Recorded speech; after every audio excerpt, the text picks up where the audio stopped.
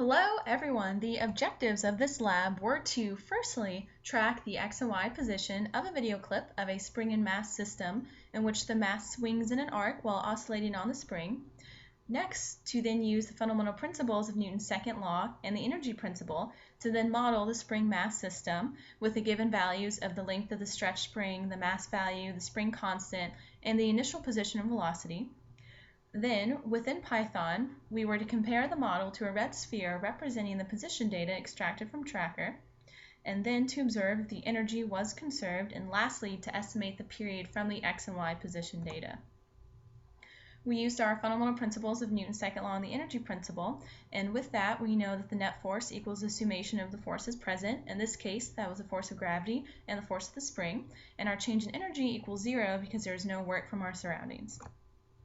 The energy principle is satisfied. As you can see, represented by this yellow line is the total energy, which equals 0 throughout the entire duration. Next, we calculated the period from the x position and y position data.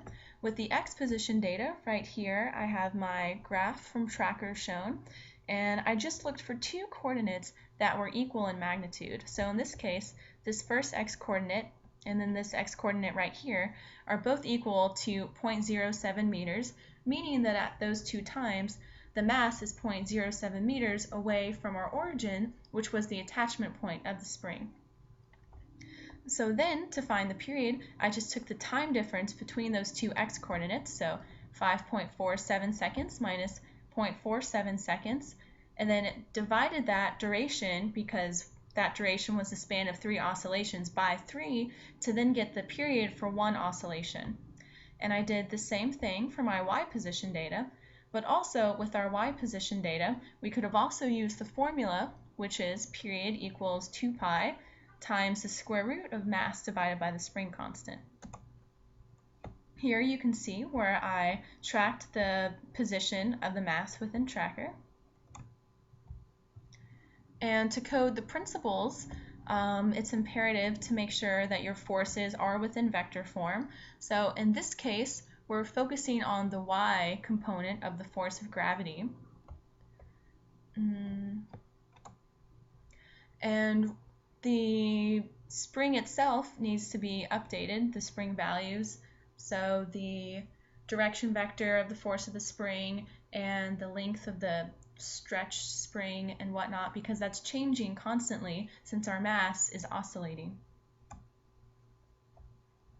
Here you can see how I coded our basic energy equations. We know that kinetic energy equals 1/2 times the mass of the object times the magnitude of the object squared, and our change in any type of energy is just going to be final minus initial.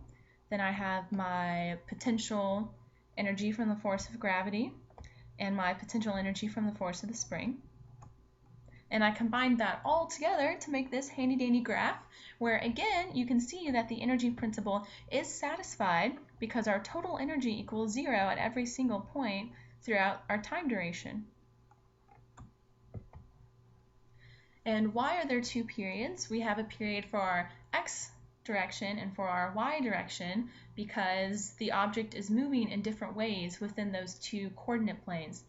Focusing on our y plane, that just focuses on the spring moving up and down like a regular spring, whereas with our x plane, the mass is following more of a pendulum motion.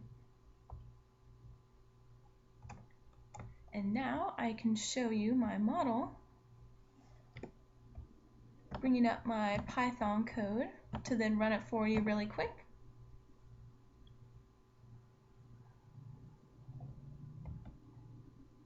Here, this red sphere represents the position data extracted from Tracker, and they're very close to one another.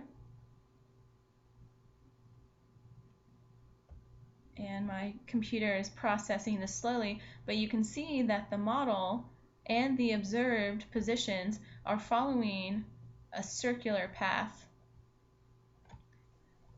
Thank you so much for watching my video.